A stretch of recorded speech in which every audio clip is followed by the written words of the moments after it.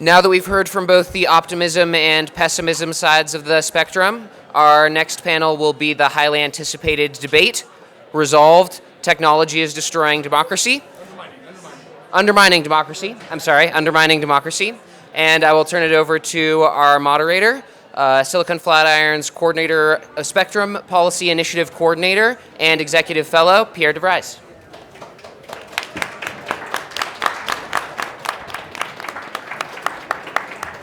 Thank you very much. Thank you very much. Thank you very much. We'll see if there's audio, and there is. There's audio and there's attention and there's a full house. Thank you, everybody, for coming back from the break. So yes, much anticipated because of the people we have. Every panel is much anticipated because of the wonderful people that we have here today. So this is our debate. And the topic of the debate today is Technology is Undermining Democracy. We're going to do this as a slightly bastardized Oxford debate version. So we're going to have a poll beforehand. You're going to get to vote on the proposal. So if you go to that URL, you'll get a SurveyMonkey page. And please vote yes or no on that. Just bear in mind that you're going to hear some very powerful advocacy in the next hour. So whatever the first thing you thought of, think twice before you vote. And I'm sure there are people in the room who've already figured out how to hack this and vote twice. Please don't do that. We know you can. At the end of the debate, we will have another poll. And so there are two things that are going to be interesting apart from the debate that you'll hear. One is, what's the sense of the people in the room? But really what we want to see is how your opinions change over the next hour. So that's why we're going to have a debate at the beginning and a debate at the end. So while you go to that URL and vote, we'll keep that up for a few moments while I just yatter on. The speakers are taking on a challenge of debating for you. So one of the things that you should bear in mind, Amy called this the legal panel. I'm the designated non-lawyer. Everybody else is a lawyer on this panel. But they're all advocates. And so you should not assume that the positions that they're taking are the positions that they actually personally hold. They're trying to persuade you of something. So just bear that in mind. The other thing is, I haven't actually done the research, but whoever came up with this wonderful logo for this conference, the Ian Young symbol, I want you to bear that in mind too. One of the caveats about a poll like this, where you're being asked to vote yes or no on something, is that nothing is a yes-no question. We know that. We all know that. Every yin has a bit of yang in it, which is why, in the white circle there's a black dot, and in the black part there's a white dot. But just bear that in mind. So let me briefly introduce the panelists. If you want to know more about them, go to the website. We have from your left to my right, Professor Paul Ohm, Professor of Law at Georgetown, and also Associate Dean for Academic Affairs. That's why he doesn't look like he's getting enough sleep. Yes. That's one reason, yeah. That's one reason. Actually, he also came in this morning. Somebody else who came in this morning is Ahmed Grabur from Boston University School of Law, Associate Professor there. One of the reasons why he's not getting enough sleep is that his kids are not well right now, That's right. but getting better. But I just learned breaking news that was it the 4-year-old? The 4-year-old. The 4-year-old has eaten kale for the first time. So there is always reason to be optimistic. Then we have Andrew Bridges, a partner at Fenwick & West. He's a litigator. He's a very active practitioner. I'm sure he has lots of reasons for not getting enough sleep. As does Cindy Cohn, who's executive director of EFF. Please give us a warm welcome to all four your debaters. So I'm hoping that most of you have had a chance to vote. We'll keep this open for a little bit, and I will refresh this. Yeah, so let's just get a snapshot. No, this is real time, and this app actually works, unlike some apps that we've heard about recently. Wow. So here we have technology is undermining democracy. Essentially, 55% yes, 45% no, and from here we'll have our debate. The format is going to be: we'll start with the proposer, Paul. We'll go to Cindy, who will oppose. Then Ahmed will speak, and then Andrew. Each of them get 6 minutes to speak. Then we will have a Q&A, and then we'll have, amongst the panelists will grill each other, and then we'll have closing arguments. So, Paul, take it away. Thank you once again for having me. For those who are repeat offenders here at the conference, you know this is my third consecutive debate. I think I won the first year and lost the second. So a split decision in the best of three is decided today. I do note the irony of putting a lot of stock into electronic voting when I'm about to tell you why we should not put a lot of stock into electronic voting. But it did surprise me, given the tenor of this morning's conversation, to see what seems like a glimmer of optimism from those of you who are sitting in the audience, perhaps optimism that hasn't been mirrored from up here on the panels. Let me tell you why those optimists in the audience are dead wrong. Technology is undermining democracy. There are technological forces that are quarreling with and defeating the rule of law, our democratic institutions, and the way we select and vote on matters as in a democracy. And so before I launch into that litany, and there really is a litany, although a lot of the litany has been played out this morning, let me focus like a good law professor on the call of the question that you're asked to vote on once again at the end. Okay, number one, we are asking you about technology. But I at least would contend, and maybe my opponents disagree, that by technology, we're not talking about all technology. We're not talking about some inexorable force of technological progress that tends to undermine democracy. We're talking about the specific set of technologies that are bestowed upon us right now by our technological overlords. We're talking about social medias as they're currently constructed, and search engines, and smartphones. And it's our contention, Ahmed and I, that this witch's cauldron of technology is seriously and significantly undermining democracy. Number two, pay attention to the fact that the verb tense is undermining. I actually, on our prep call, said that we should have to argue that it has undermined democracy. It would have been a heavier lift, but one that I would have felt the burden to bear. But they agreed to let me have the easier argument, is undermining. And again, it may be 20 years from now we figure this out and we have not undermined democracy, but I think at today's moment, technology is undermining democracy. Rather than go through an extraordinarily long litany, let me just give you a framework, a topology, a taxonomy to think about different categories of ways in which technology is undermining democracy. I think I can think of three broad buckets. Technology is interfering with the way we vote, with how we inform ourselves and others, and with how we are governed. And let me just say, because I'm probably already close to my time, 30 seconds about each one of those. How we vote is a pretty easy conversation after last Tuesday's events in Iowa. We are voting online and we shouldn't be. We are registering people to vote using technological systems that are connected to the internet, and we shouldn't be. We are using get out the vote or don't get out the vote technologies on the internet, and they are dampening turnout. These are all ways that there is a direct attack of technology on our democratic systems. The second is probably the longest and most multivarious, but it's also been discussed the most today, so I'm just barely going to touch on it. Technologies are used to undermine an informed and engaged electorate. Technologies, to put it plainly, are making it hard to know what is true.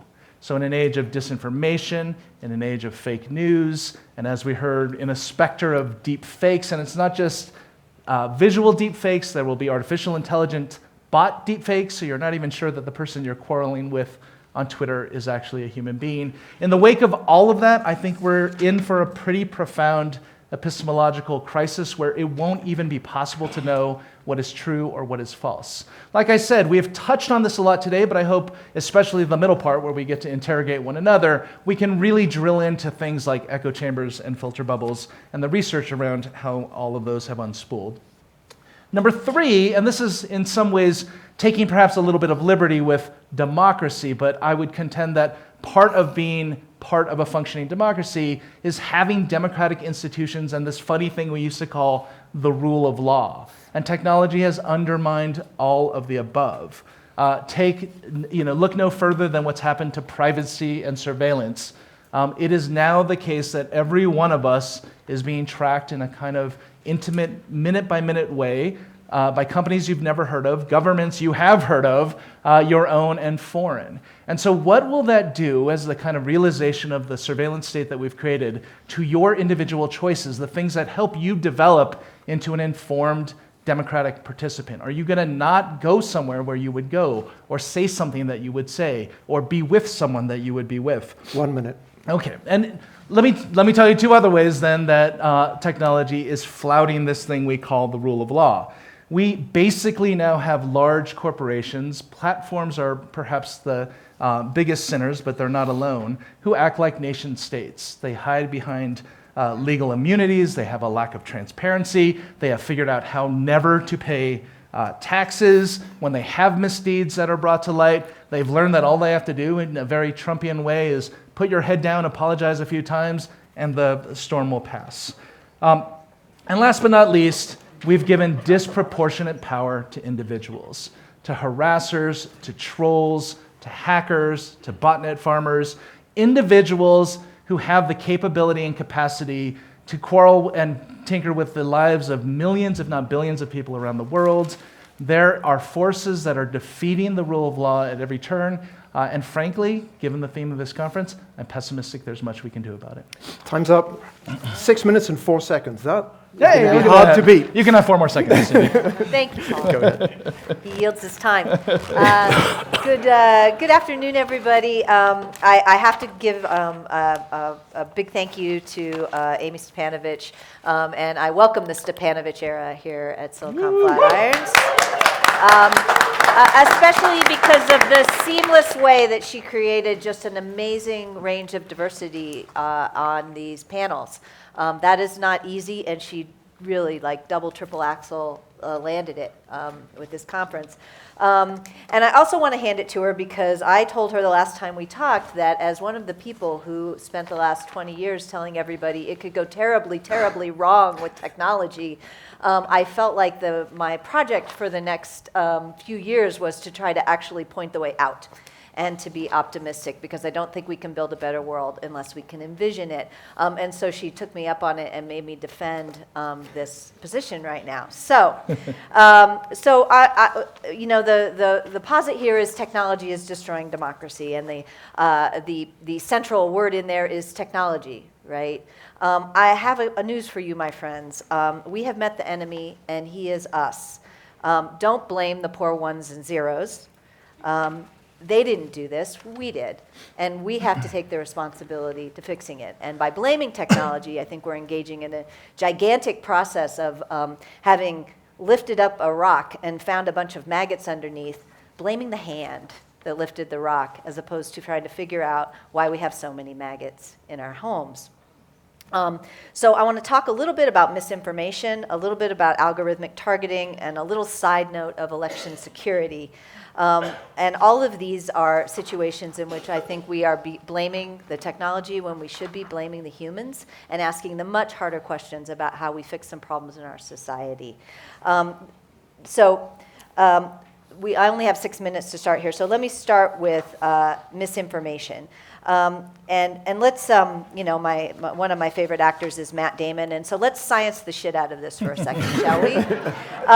Because there is a big story going on, right? That Russia interfered with our election, and that, Macedonian teenagers were able to convince Americans to vote for somebody who they never would have voted for had it not been for the misinformation. But luckily, my friend Yochai Benkler at Harvard's Berkman Center has come to the rescue with some actual science looking at what the impact was. I think there is no doubt that there are concerted efforts to try to affect our elections. I think nobody I think that's true, but the research demonstrates that, and this is a quote from Professor Benkler, it seems to have played a relatively small role in the overall scheme of things.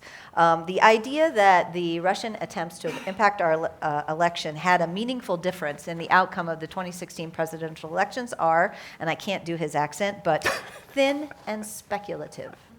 Why? Because nobody bought it. It did not work in the way that they thought it would work. It definitely convinced people who already were going to vote for one candidate that they should vote for that candidate. But the point of if the point of this disinformation campaign is to elect somebody other than the person who was already going to be elected, it failed. It failed. Now, that doesn't mean we don't pay attention, but I think it does mean that we have to think about where we go for solutions. The greater impact was seen by things that I think, and I agree with Paul, I think the focus today isn't on all technology. We're not talking about, how do you start fire. We're talking about today's current technology, but a greater impact in people's positioning was seen by this horrible, horrible technology that I think we must do away with right away, and that's radio and television. So Fox News, Breitbart, InfoWars, Drudge, right-wing radio have had a tremendous impact on polarization in our society. Not, I think far, far outweighing any role that social media might have played. Now, I'm not going to let them all the way off the hook, but I do think that we need significantly more transparency. But there's 2 papers in 2019 that were published in the fake news journal called Science. I'm kidding. One looked at Twitter and the other looked at Facebook. And they looked at the sharing of fake news. And they found that the sharing of fake news was concentrated among conservative and very conservative users and was strongly associated with age. In particular, people older than 65 shared fake news at a level far, far outweighing the youths. One paper is called Fake News on Twitter during the 26 U.S. presidential election. Professors at Harvard, Northwestern, and SUNY Buffalo. I can give links if you want. And the other one was by Guest, Nagler, and Tuckler, which is Princeton and NYU. And 1 minute. On Facebook. 1 minute. 1 minute. All right. So let me just quickly talk about algorithmic targeting. It's another one that that has a lot of attention, whether we're talking about Cambridge Analytica or another. There is scant science behind Cambridge Analytica's controversial marketing techniques, and even scanter science that it works in elections. The truth is, political persuasion is actually significantly different from other forms of marketing and propaganda and doesn't work as well in those contexts. Again, I can give you the sites for these. So let me get to the part. There are definitely problems with political polarization in our society. I think there is a role that social media especially plays in sorting and reinforcing and creating an accelerant to what happens offline. But if we're focusing on those problems as opposed to focusing on the reasons that these messages are compelling to so many people, the reasons that they want to share them, the reason that they want to vote for the candidate who tells them these things, then I think we really do risk prosecuting the hand instead of trying to fix the maggots. Perfect. Thank you very much. Ahmed, you're up. Good afternoon, everyone. I'm just still trying to figure out if the people are maggots, and if technology's the hand. So, listen. Bad ideas are maggots. Right. So, this moment that we're in is basically a paradoxical moment. The past 20 years, the first 20 years of the century, have brought a time of astounding advances in communications and information technology.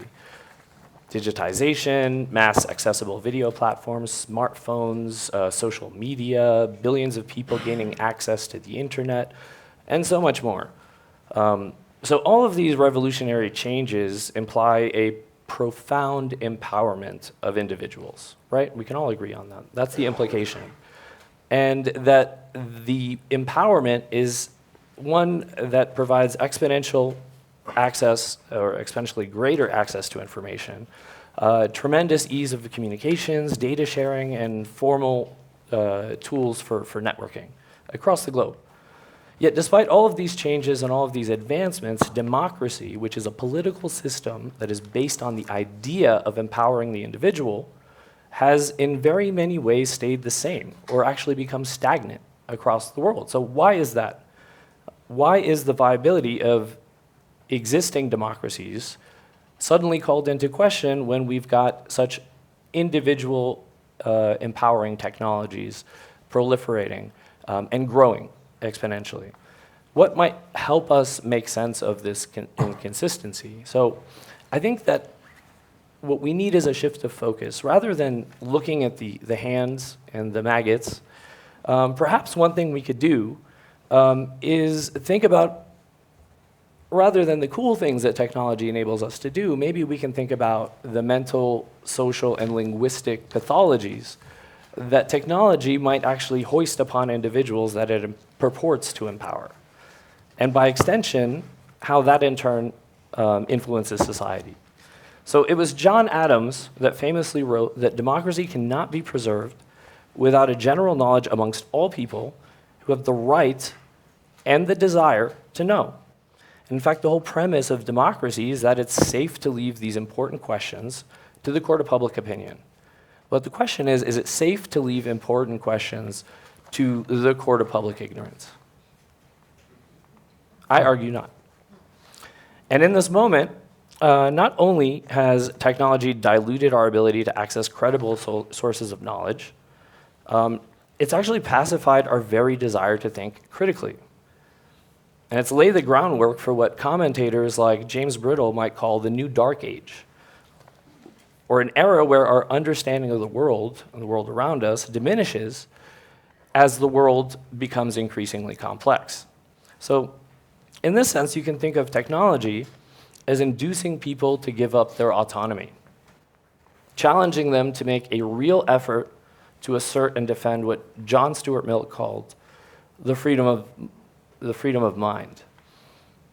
And in fact, we can even think of modern technology as a store filled of subtle intellectual devices for solving the most complex problems and automating the most mundane of tasks, yet somehow it's made us almost incapable of applying the very most elementary principles of rational thought.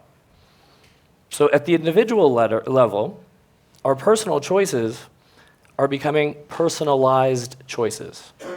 I'll say that again. Our personal choices are becoming personalized choices. In the political context, one of the most important and sudden changes for several decades has been the move from a world of information scarcity to one of information overload. So available information is now far beyond the ability of even the most ordered brain. That's science.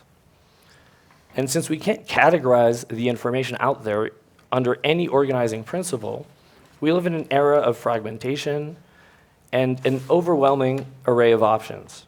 Instead of doing the work to make sense of it all, to deliberate, to have discussions, to use our discretion, fundamental components of decision-making that are integral to a democratic state, instead of doing that, we defer. We defer to absolute answers flowing from abstract and opaque algorithms whose functions are unknown even at times to its own creators. So if you are skeptical of what I'm saying, think of the devices that tell us when to eat, what to eat, when to go to work, how to get there. Everybody uses GPS, right? Sometimes our devices fail us and we end up driving off a cliff. 1 minute. Passively and unflinchingly following the comfort of our blue navigation line telling us to go straight forward and not seeing what's in front of us. Those of you on college campuses, if it weren't snowing outside and you had some visibility, you might see a college student walking and holding their phone and swiping on Tinder. And that college student might cross over another college student that's also walking and swiping on Tinder. They're unaware of the fact that they might have actually just swiped on each other, but they're unaware of the fact that there are two eligibles that just crossed each other, right? That is the basic fundamental issue, is that we don't know what's around us because we see what's on the telephone and what our devices tell us. Time's up. Thank you very much. Andrew. Thank you. I'm delighted to be here. I want to disclaim the disclaimer. You should assume that the position I am taking is the position I hold. And I want to disclose my epistemic bias. I majored in Greek and Latin and did graduate work in philosophy and ancient history. You may discern traces of that.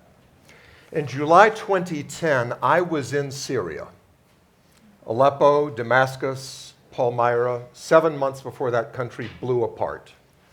And I had a huge education during that trip because I observed that I could not access Twitter, YouTube, Skype, Wikipedia, Facebook. And I stopped to wonder why. And I thought, what's the threat that Bashar al-Assad feels from these technologies? And it caused me to think more about information communication technologies and about our First Amendment, because I first thought of it in terms of freedom of speech and freedom of expression. And I decided, no, that's not it. It's about freedom of assembly. And the fact that these are connecting technologies that create virtual assembly. And if we look back to the Arab Spring, what was one of the highlights of the Arab Spring? Tahrir Square. People coming together and realizing that there were other like-minded people, and that perhaps banding together, they could make a difference. And I actually believe that freedom of expression is not the most important freedom in the First Amendment, because free expression does nothing when you're in solitary confinement. It is when you can connect with somebody else that your freedom of expression gains meaning. And all of these technologies we're talking about are technologies that fundamentally are connecting people. And the great irony of all of this is that a couple of years later, I gathered a group of friends on very short notice to go help Syrian refugees in northern Greece, up on the Macedonian border. And what were the tools that I used? Facebook to create a group to go. Twitter to find out on-the-ground information. WhatsApp to communicate with other volunteers. It was so pleasing to me that the very tools that Assad suppressed in Syria were the tools that were essential for me to gather with others to carry out important work, helping his refugees. Look at the response of autocratic countries to the internet and to these technologies, and the countries and those autocratic regimes that perceive these to be threats. That's a clue for you as to whether technology fosters or undermines democracy. When Iran, Syria, India, North Korea, Turkey either engage in internet blackouts or suppress certain technologies that bring people together. Now, we can blame technology. You should know that in ancient Athens, you could bring a murder prosecution against an inanimate object. If a roof tile fell off a roof and killed somebody, you could actually prosecute the roof tile for the murder, and if it was guilty, you could throw it out of the city limits. How many people want to bring that kind of legal process against technology and the social media and throw it out? Okay? How many people want to do away with the internet, with Facebook, with the telephone and the like? And that's fine. Okay? But Can we do that? Is that a possibility? That's right. Or we could apply ostracism for the very powerful, kick them out for 10 years, and we could say, well, some of these companies are so powerful, we want to kick them out for 10 years. I'm not sure that the people here would vote for that, would vote for either of those outcomes. So the question then becomes, well, we're not going to kick them out, but maybe we should force them to do things, and we should force them to obey certain rules. And then the question is, who becomes the regulators? And then the Latin poet Juvenal asked the key question, who guards the guards? Who guards the custodians? Who regulates the regulators? Now, what I find interesting in this process is that the tech controversies are absolutely mirroring the political controversies. And it's notable that Congress has an extraordinarily low popularity rating, except that every member of Congress has a much higher rating than Congress as a whole. So people like theirs, they just don't want somebody else's. And sort of one of the problems of democracy goes back to the phrase from Jean-Paul Sartre's No Exit, which is hell is other people. In a democracy, the hell is other people. And so what to do about this? I'm with those who think that the solution is education. And let me tell you something. We have enough STEM. We have enough STEM. I don't want to hear about more STEM. STEM needs help. HLLP. 1 minute. History, languages, literature, and philosophy. It requires academic rigor, self-examination, self-criticism, honesty, not in the sense of not telling lies, but honesty in terms of understanding how we've gotten where we are through an application of historical method and philosophical method to question our own assumptions. And so, and we've got to also to remember that you can weaponize technology, but this country has seen the weaponization of television. It has seen the weaponization of religion. It has seen the weaponization of law, and everything can be weaponized. And it is only when we study ourselves and rigorously examine ourselves as a society that we can make a difference. And to blame technology as the scapegoat is to evade the responsibility that we have for rigorous self-criticism and analysis. Thank you. Perfect.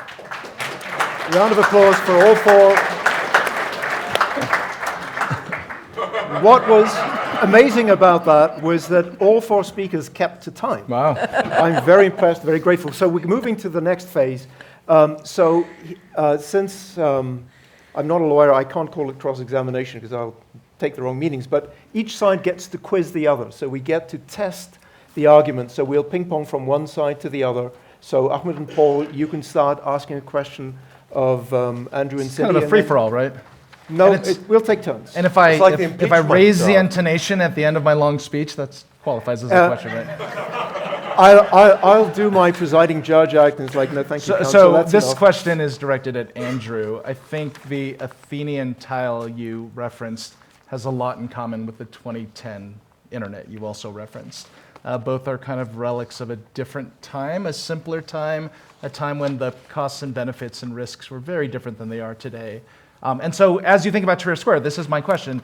Have you thought about the powers that countries like Syria and other kind of totalitarian and autocratic countries now wield with these technologies? Think about China or Russia and what they'll do the next time there's a mass protest in their streets.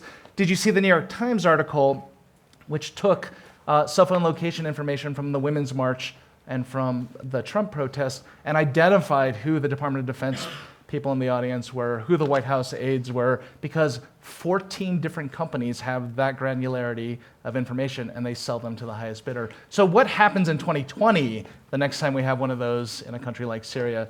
Forget about what happened in 2010. So I think that there is always an arms race.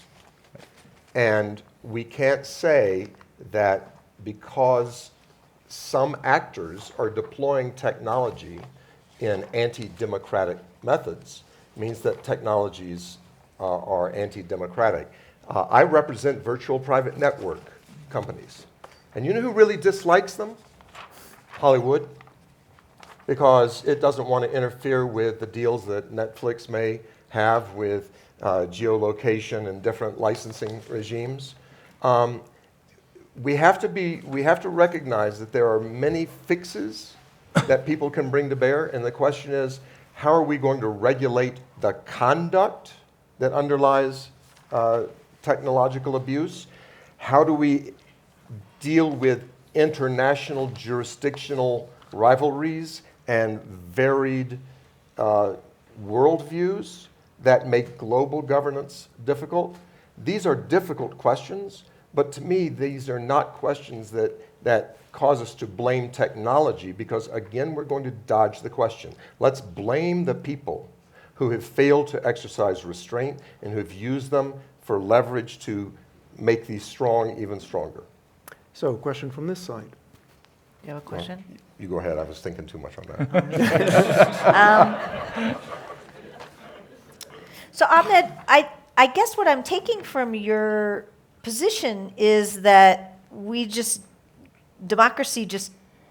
have no free will. We're just kind of all zombies as a result of technology, and so I guess I'm trying to figure out, like, if that's true, how do we just have a bunch of elites who make all these decisions for us, who block themselves from technology and so can see when the rest of us are blind? Or Do we unplug the whole thing? Like, where does your observation take us with regards to self-governance? Because it seems to me that where it takes us is we just can't have it anymore. So I just want to begin my answer by swinging back to the proposition, which is that democracy is undermining. That works too, but yeah. Yes. Technology. Hey, I've got 3 kids under 4. I was up at 2 a.m. East Coast. So I know, technology is it's not fair. undermining democracy. This doesn't mean that we're at the end of democracy thanks to technology, nor does it mean that technology, what it appears to be the case is that technology is a living, breathing thing, because it's not. It's just like a sword. It's just like a weapon. It's just like any type of technology, any tool, anything that has more than one purpose. And as you say, yes, they can. I'm not answering your question, but yes, technology can be used to extend our intentions, to extend our sensory motor capabilities, our cognitive capabilities, and yes, that can be used for good or bad, right? But using it for bad across borders, using it for bad with impunity, and so on, can result in, and has resulted in, a derogation of the fundamental mechanisms of our democracy. Is it bad form? Oh, go ahead. No, I'm gonna cut you off. To cut me off? No. Well, I was gonna answer as well. But Let's go ahead. ask Alexa.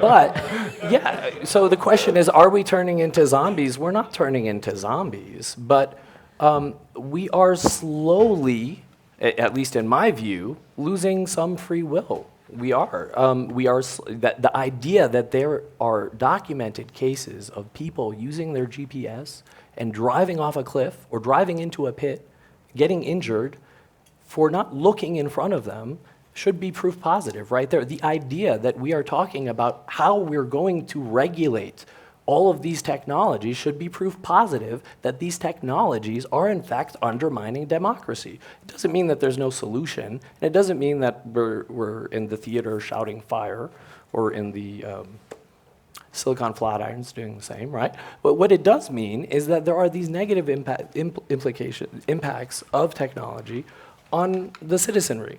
And yes. Just briefly, I would say we're not zombies, but we are puppets. And I would point to the legions of research that show the way that the technological masters who run our world now can use subtle, psychographic, A/B tested tools to get you to do exactly what they want, whether or not you know it. One recent study said shading the no button a tiny bit less black will get 60% more people to click yes, even though they don't want yes. And so I would give up, I'm sorry, on the illusion that we do have a lot of free will and control over what we do online.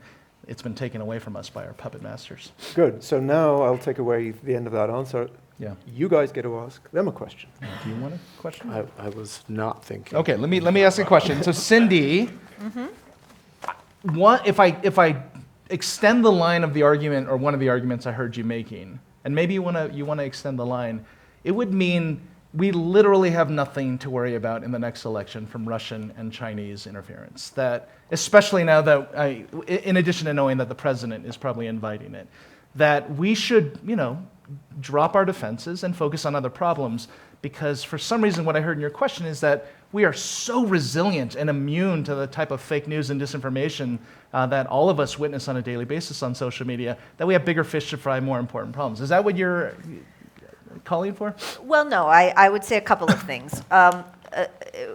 First of all, I think if you're focusing only on social media, then you're missing what's going on with the propaganda campaigns. I just think that again, back to the social science research, there's always been crazy pockets of people who think dumb things. So there's always been people who grasp on reality is not all that great.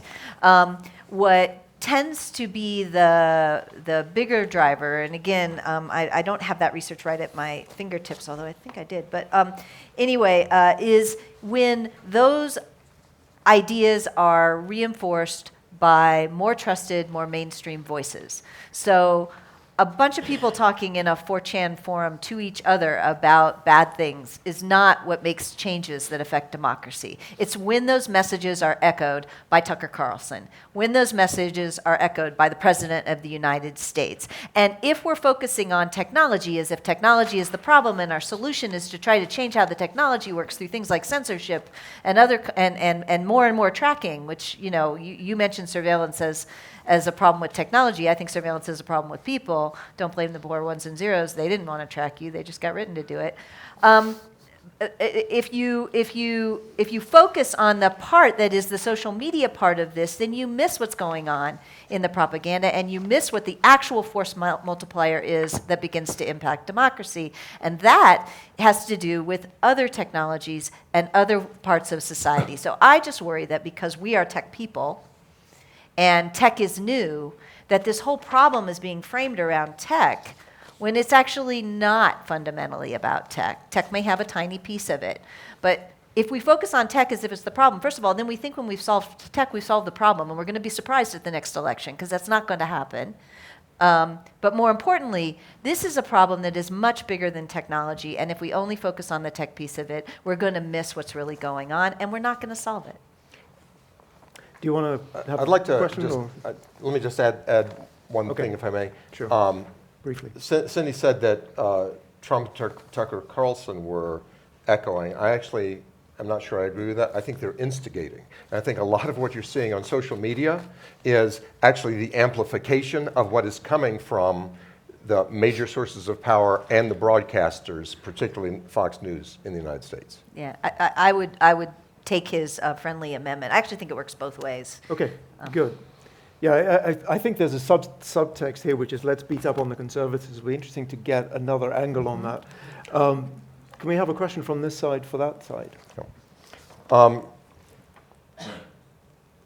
Should Twitter stop giving politicians accounts, or should it stop Donald Trump from tweeting?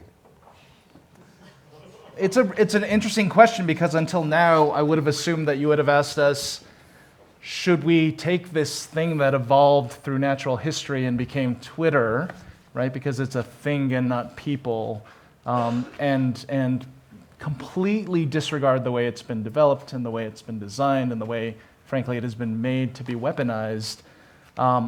Because that's kind of how you've been talking about technology the entire hour, and I've been kind of stunned. I mean, I'll disclaim the disclaimer as well.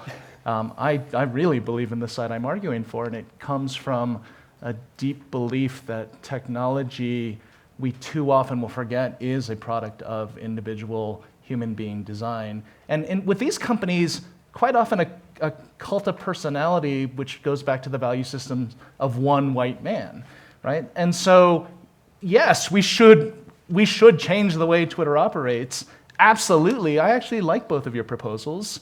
I wouldn't mind keeping politicians off Twitter and forcing them to go meet people in other ways. I wouldn't mind if Twitter would have a spine and force Donald Trump to kind of mediate what he's saying in the way he says it and the times he says it. Absolutely. I don't know if that withstands scrutiny of the First Amendment. I'm not sure we have the political will to do something like that. I just want to have that conversation because technology is undermining democracy. And what about the role of, it's a third rail in American politics, but how do you feel about fake news from the pulpit? Fake news from the pulpit? From the pulpit in our religious institutions. Yeah, if it's being amplified through technology, that worries me, right? So this isn't just an argument about democracy. And again, we can figure out what we mean by fake news from the pulpit, and I'm guessing everyone in the audience is thinking of something that's further down on the extremity, but let's just picture one that, I don't know, will lead people to commit ritual suicide. If that's being spread on social media, then yes, technology is undermining other things we should care about, not just democracy. Truth being one of them. Ahmed, do you have a Yeah, comment? just to kind of relate that to the point Andrew was making earlier about Bashar al-Assad turning off the internet in Syria before the revolution in Syria. The internet was okay, but those applications were not. Syria at the time, all the media stations in Syria were nationalized. All of the radio stations in Syria were nationalized. There was full control over all technologies of communication with the exception of the internet, right? And so it's only natural that they would try to turn off certain sites. Egypt, for example, you mentioned Tahrir Square, gathering and speaking about creating what could be construed as a pirate radio station. If 3 or more people do that, you get 15 years to life, right? So I'm not really sure how social media is, how you're distinguishing social media from these other technologies. Okay, so that's a good point. So would you like to ask that as a question, or do you guys want to go somewhere else? Yeah, I mean, are we talking about social media? Are we talking about all technologies? If we're talking about all technologies that undermine democracy, how would you argue that in Rwanda during the genocide that technologies were not undermining the fundamental principles of democracy? So I'm focused because we're not talking about CRISPR and we're not talking about biotech. We're talking largely about information and communication technologies. And so I stand for the proposition that more enablement of communication among persons in society, particularly among those who are not controlling the levers of power, and more information availability allows the type of debate that fosters democracy. It also triggers efforts to thwart information and communications.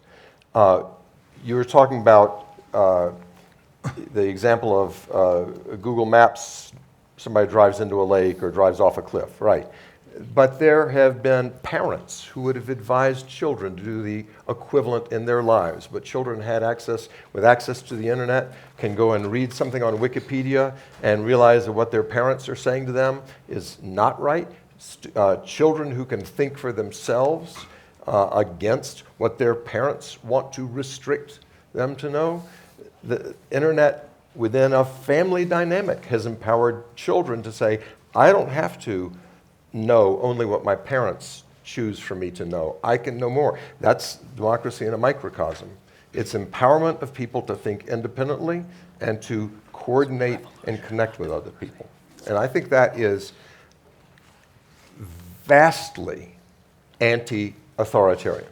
Can it be subverted as all powerful tools can be subverted by the powerful? Yes. But does it provide the opportunity to stand up against the powerful? Absolutely. Do you want to throw a question that way? Sure, I was getting ready to answer.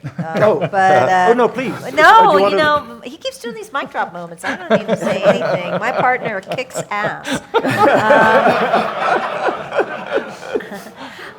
I have a question for Paul about this idea that the problem we have with technology is it gives too much power to people.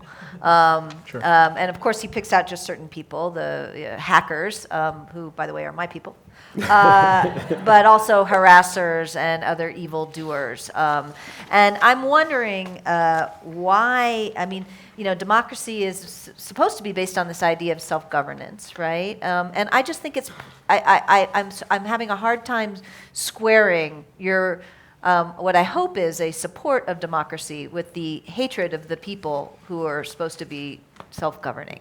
Oh, I love a lot of people. I do hate a few people, and I worry that the people I hate are the ones who have been empowered. I mean, it connects directly to Andrew's last statement, which wasn't the first time he said it, which was this kind of all against all massive communication brawl should somehow be the paragon moment democracy has been working to since the Athenian beginning, or before. That somehow democracy is designed and meant to be the billions of people on Earth all talking to one another all the time. And I want to kind of put a vote out there for this fusty old notion of the value of intermediaries, that I still think, and I'm an academic, so I am in some ways an intermediary, and lawyers are intermediaries, and civil society groups are wonderful intermediaries, and we used to have these things for the younger students in the room called newspapers, which again weren't the sole arbiters of the truth, but they had to contend and put their reputation on the line and not hide behind a pseudonym and fight it out in this. It probably never was a marketplace of ideas, but it was far better than the kind of Hobbesian war of all against war that we have right now, all against all, that you seem to be glamorizing. And I think both the questions, right? I think we can have a world where there are good people online and bad people online, and we should be able to use things like the rule of law to encourage the former, punish the latter, and intermediaries have a role to play in that. Can I answer too? Yeah. Yeah, on that note, or perhaps a tangent to that note, I think what you guys are talking about is maybe technology being sort of beneficial to movement building, to revolution, to certain types of actions against a state, it sounds like. But I'm not sure that's the same as democracy. And I'm not sure I've heard really the justification for why technology, writ large, let's even couch it to information technology, why that is in any way, shape, or form helpful to democracy. Let's start with that, and then comma, you mentioned that it was technology that enabled the individuals in places like Syria and Egypt and such to stand up against the authoritarian regime. Yet all of those people are either, almost all of them, are either dead or in jail. And the ones that are in prison, the ones like in Egypt, for example, that are in prison, were located and prosecuted using surveillance that would not have been possible but for internet technologies. So how is that in any way reconcilable with your position? Well, two things. First, I think that if you, let me answer your second question first, which is, I don't think all technology serves democracy. I also, more importantly, don't think all implementations of technology serve democracy. And you know, the fact that we've decided that the best business model for online technologies is a surveillance business model did not come down from, did not come up from Silicon nor down from Moses. This was a choice that humans made about how the internet was going to work, and it was not the only available one. So again, I go back to the humans, right? I mean, I completely want to build a world in which our technology doesn't surveil us, and I think we can, and it's not the technology that is to blame for that. It is the humans. It is the business model, and the business model combined with the interests of the national security state in I would say most of the countries, but certainly our own, that has created the surveillance society we live in now. And I happen to know a little organization based in San Francisco that spent about 30 years trying to fight that and continues to do so, using, by the way, lots of technology. So my point remains, we've met the enemy, he is us. It is the humans, not the poor ones and zeros, who should be to blame for the problems with democracy today. In terms of movement building and democracy, I guess I see them connected because I don't know how you make political change without the rights of assembly, without people talking to each other, without the things that Andrew so eloquently pointed to. When society wants to, in my lifetime, somebody had to turn to somebody else and say, you know what, I think gay people ought to be able to marry each other. That conversation could not be a public conversation when it started. That could not be a conversation that was available to everyone. And that wasn't something you could have Walter Cronkite say, or mainstream news, or mainstream media. It was a far, far outside the mainstream thing to say in my lifetime. And we've seen it go from that all the way to something that is the law of the land, thanks to Supreme Court case, but lots and lots of hard work along the way. And so I think people being able to talk to each other and have the right to assembly is fundamental, because self-governance doesn't mean anything unless people have the ability to have access to and gather together around new ideas, not just the ones that were given by the elites and the intermediaries and the academics that maybe came before. It's funny. There's Kermit the Frog had this wonderful saying, which is that time's fun when you're having flies. But we're going to have to wrap up this phase and move on. So we're going to move to closing statements. So each speaker will get 3 minutes. Before we do that, let me just bring up for you. I'm not suggesting that you vote immediately. Listen. Then we get close to the end. Please vote. You'll see that the URL has changed. The word first is now the word second. And so please vote there. And then when all the speakers have had their last shot at persuading you, we'll see what happened. Go ahead. I thank everyone up here. This has 3 been a lot of fun. I thank Cindy in particular, because she, in her last answer, did two things that I find important. One, I think we're actually kind of close together. It allows me to have a little bit of optimism. But I would contend that if we follow the argument she was putting out at the end, it means we should win. Because the argument that I heard was that should and can we as a society band together and make our tools better? And I absolutely believe we can. But that begs the question, are the tools working today? And I think they are working for some people. They seem to be working really well for Duterte, and they seem to be working for Putin, and they seem to be working for a man named Donald Trump. And in many ways, that's not because technology is this kind of neutral thing and Donald Trump is a master of technology. It's because the technology is designed in a way that tends itself to favor extremism and despotism and autocracy and oligarchy. It was created, as I said before, by individuals in Silicon Valley who are fixated on the bottom line, on the business model, on becoming a unicorn, on looking for the next round of funding. It's very rare that you hear that they're building their companies based on values, based on the kind of philosophy that Andrew would like to make required reading for all of them. So again, let me end on that note of optimism. We can build better technology that serves and doesn't destroy or undermine democracy. It's just not the technology we have today. I do also agree that we're not very far apart, but that the conclusion of that should be that we are correct. And that's because I don't think the problem is technology.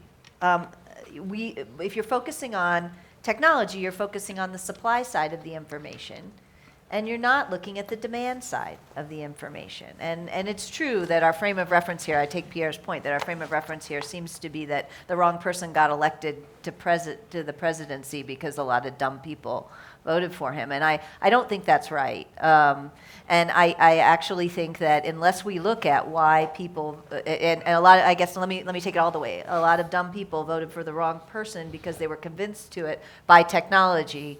And so therefore, that's the problem in democracy.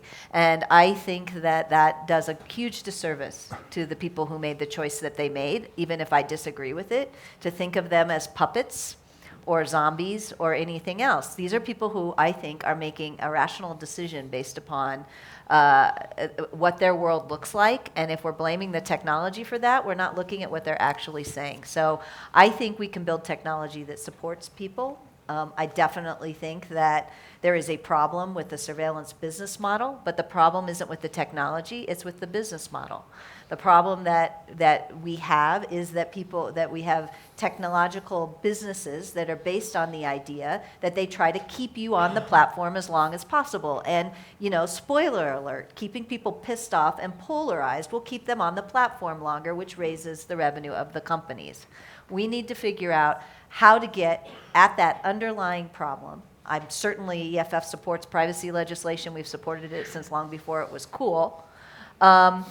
we need to get at the problem of the surveillance business model. But I think if we're going to fix democracy, as in have people make better informed choices, we have to look at why they're making the choices they're making now, and not just blame Mark Zuckerberg, as much as fun as that is.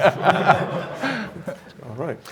But I really want to blame Mark Zuckerberg. No, it feels so good. It's simple. Anyone that knows me knows that there is very slight divergence between what Cindy says and what I believe. And in fact, anything that she argues, I tend to be swayed towards that direction, with the exception of this point. Why? Go on then. Because it misses the very point of the proposition, which is not that technology is a person, technology is the zombie, technology is a rock. It's none of these things. Technology is technology. It assists, it supplements human capability, right? If humans do bad stuff and technology magnifies that bad stuff, then we're got. Then you've got to basically vote for us. Why? Think of three people in a room trying to form a democracy, right? Trying to initiate a democratic process. Now put a gun in one of those people's hands. That's a technology. All of a sudden, we don't live in a democracy anymore, right? So just think of it that way. Just a couple of points. We said there was a point on the Benkler study and the impact of fake news. And the study found that actually fake news and the Russian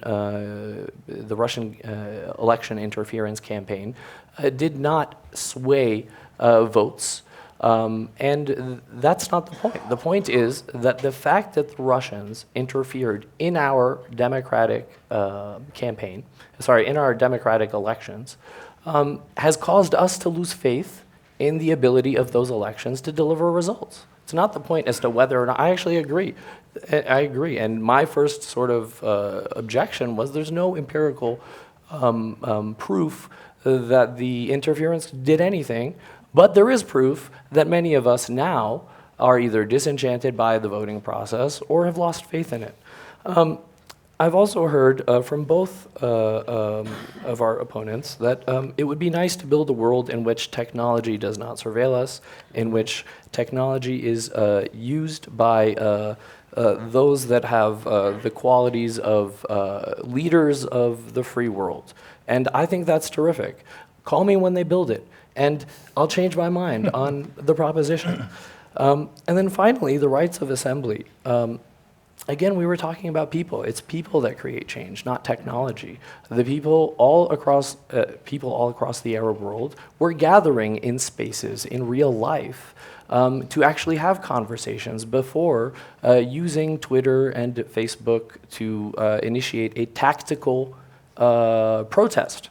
And if one of the things that my friends in Tahrir Square, when I actually went down there to join the revolution, were fuming about is the idea that Mark Zuckerberg could take credit for their revolution.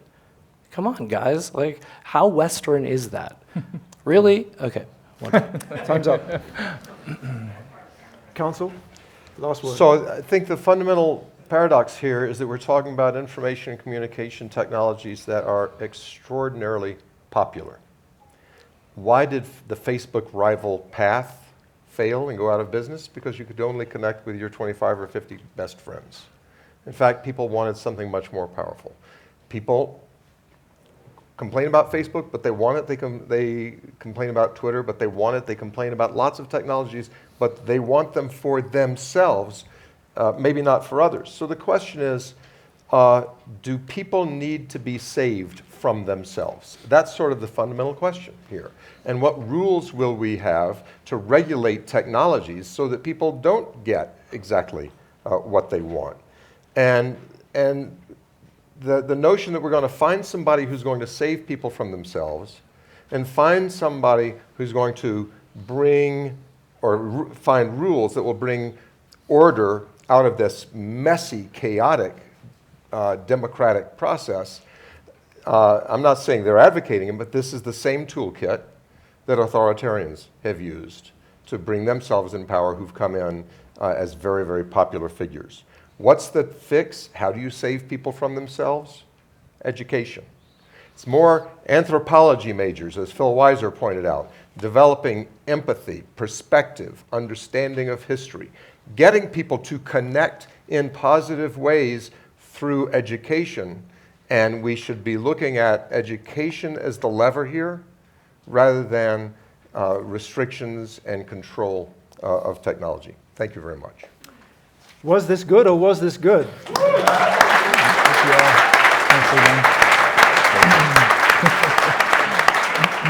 Okay. And so then there's a small matter that Paul is not at all interested I in. put way too much personal pride Paul in this. really but was sad he was This is gonna like, lose. All right, Yeah. so this, no, wait, No, that's the first This is one. before. This is the first one, and I'm just going to hit Before refresh, 45. just so that we get thought it was the the second. up-to-date count. Oh, this is the first poll. This is still the first, This is still the first one. And, okay, more so people voted. nothing changed. It was 56 to 44.